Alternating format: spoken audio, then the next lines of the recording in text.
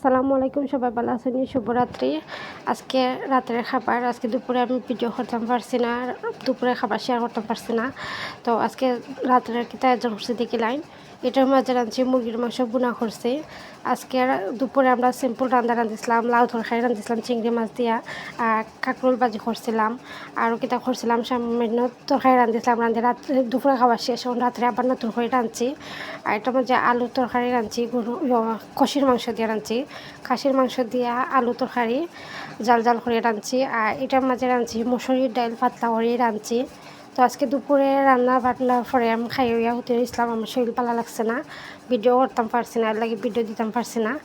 আর এটা রাত্রের রান্না, আমার ননদ আর নন্দ জামাই বাদে ক্যাতেরার লাগে রাত্রে আয়োজন করা হয়েছে। আসলে এটা আমার কালকের ভিডিও, আজকে আমি দুপুরে রান্না করিয়া মানে আমার ভালো লাগছে না ভিডিও করতে।